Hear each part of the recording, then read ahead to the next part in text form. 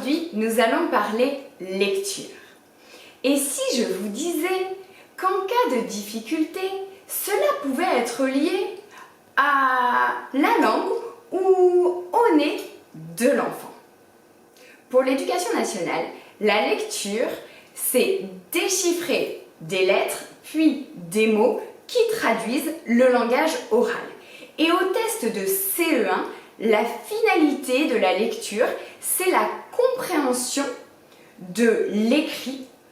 Or, pour comprendre un texte, il faut qu'il soit lu de manière suffisamment fluide et automatisée.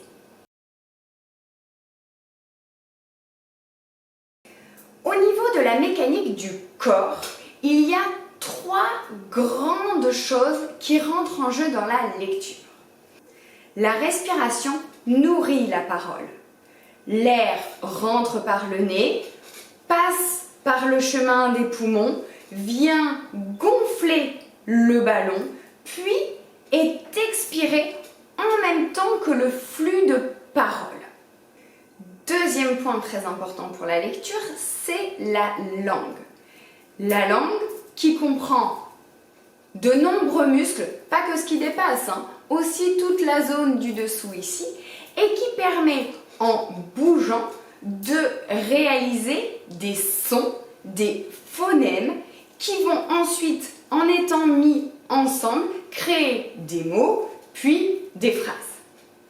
Il va donc de soi que plus la langue est musclée, plus elle bouge facilement et rapidement, plus la parole est intelligible et plus la diction est facile.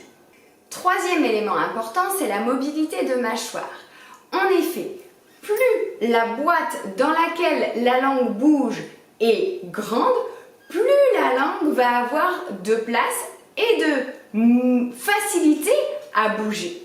Alors que plus la boîte est petite, plus ça va être difficile pour la langue de se mobiliser dans les différentes positions qu'elle doit prendre pour parler.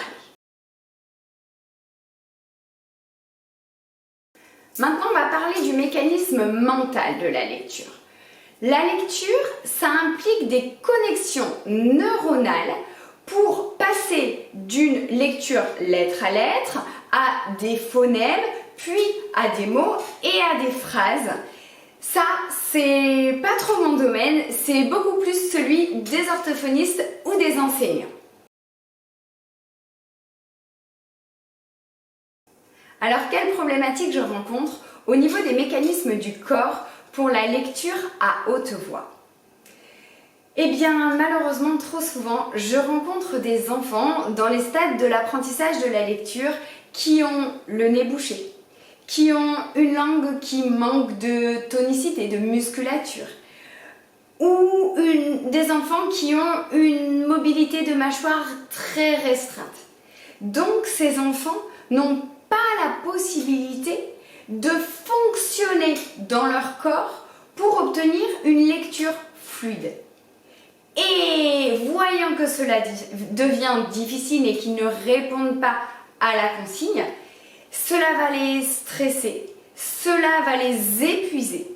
Ils risquent de perdre confiance en eux et surtout de perdre le goût de la lecture. Or, la lecture, c'est un des apprentissages majeurs de l'école primaire. La respiration et la fréquence cardiaque sont liées. Or, le cœur régule le système sympathique et parasympathique du corps. La différence entre les deux, on va faire simple. Le système sympathique, c'est tout ce qui est rapide, énergique, et c'est lié aux émotions de colère, d'énervement. Alors que le système parasympathique, c'est tout ce qui est à la lenteur, au calme. Et c'est lié aux émotions de joie, de détente. Or, le monde moderne favorise énormément le système sympathique. Et le but du jeu, c'est de faire redescendre l'enfant dans son système parasympathique afin de lui redonner une respiration ample, posée, qui va lui permettre une bien meilleure régulation de ses émotions, de son rythme cardiaque et une meilleure oxygénation de son cerveau pendant et avant qu'il aille chercher la lecture à haute voix.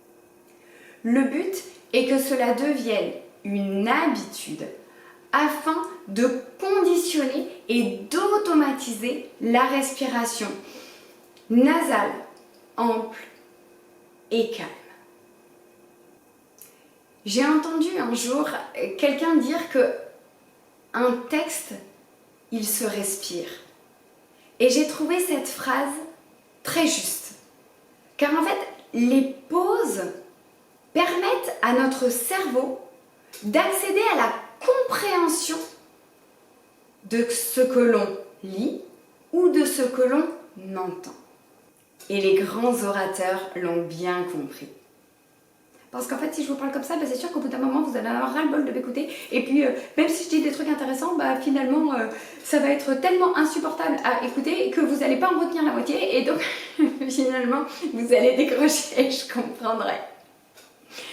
Donc, on peut retenir qu'un enfant qui ne sait pas lire à haute voix alors qu'il sait lire dans sa tête, c'est très souvent un enfant qui a juste beaucoup de mal à placer sa respiration. Alors, quels sont mes petits conseils? Le premier petit conseil, c'est lié à la respiration, on vient d'en parler. D'abord, il faut que le nez des enfants soit propre pour lui permettre une respiration nasale plus efficace, plus ample et qui permet de mieux oxygéner le cerveau. La respiration nasale va également permettre de repositionner la langue au palais. Si, je vous jure, essayez. Respirez par votre nez une grande respiration. Ah oui, votre langue est remontée se placer au niveau du palais si elle n'y était pas. C'est magique. Et chez les enfants, c'est la même chose. Et ça va donc permettre à leur langue d'être beaucoup mieux positionnée pour démarrer la phrase suivante. Ensuite, on peut faire des petits exercices respiratoires. Il y en a que j'ai mis dans la vidéo sur le nez, je ne sais plus exactement comment je l'ai appelé, mais je vous la mets en bas. L'exercice de la montagne par exemple, ou des exercices de cohérence cardiaque qui vont permettre d'aller développer l'amplitude des respirations. D'ailleurs, dans la cohérence cardiaque, il peut être très intéressant de faire fonctionner les enfants avec la parole. C'est-à-dire qu'au lieu d'inspirer sur 5 temps, puis de souffler sur 5 temps, il va être intéressant de leur faire inspirer sur 5 temps, puis souffler en parlant sur 5 temps. Alors là, je vous dis mais amusez-vous, chanter, raconter des histoires, il n'y a aucun problème. Le but, c'est qu'ils reprennent conscience de j'inspire par le nez et ensuite j'utilise le fait de parler qui me fait souffler mon air. Puis je réutilise mon nez pour respirer et quand je parle, mon air va être soufflé en même temps que je parle. Quand un enfant va respirer par la bouche, il va également assécher sa bouche. Et je ne parle même pas à l'heure actuelle des enfants à qui on fait parler et lire avec un masque sur le nez. Ils ne l'utilisent donc que très peu et utilisent encore plus leur bouche en ayant un filtre supplémentaire qui assèche encore un petit peu plus leur bouche. Deuxième point, au niveau de la langue. Il est évident que si la langue est un petit peu molle, moi je leur dis, elle est en vacances ta langue, et puis depuis un moment, eh bien elle va pas bouger très rapidement. Donc forcément, elle ne va pas leur permettre d'avoir suffisamment de vitesse entre ce que leur cerveau peut percevoir et ce que leur bouche va pouvoir effectuer comme mouvement pour le dire. Donc, avant des phases de lecture, que ce soit à l'école, si des enseignants nous regardent, ou que ce soit bien évidemment à la maison, vous en tant que parent, vous pouvez faire des petits exercices de diction avec vos enfants. Alors là, je vous laisse aller piocher dans les vidéos et les livres de théâtre, puisqu'ils sont assez forts là-dessus.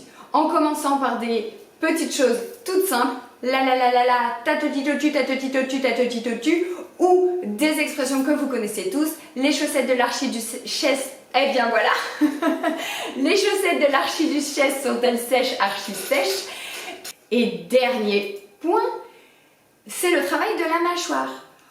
On va pouvoir utiliser des petits exercices pour faire bouger la mâchoire et retravailler l'articulation afin de redonner de la place et de la mobilité pour que la diction soit beaucoup plus fluide. Parce que c'est pareil, si je vous parle comme ça va être un petit peu compliqué à comprendre ce que je dis.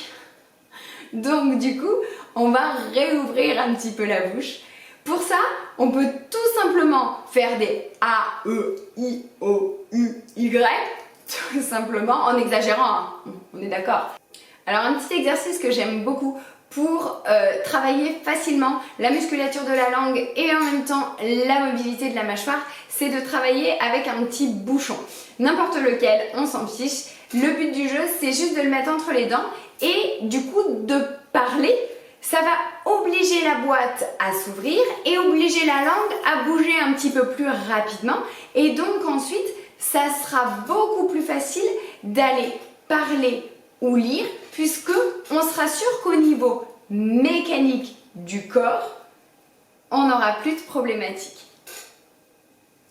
Bah oui, parce qu'en fait, si j'arrive à vous parler comme ça, très clairement, quand je vais enlever mon bouchon, et le ridicule ne tue pas, on va pouvoir fonctionner beaucoup plus facilement. Alors j'espère que tous ces petits conseils auront pu vous aider.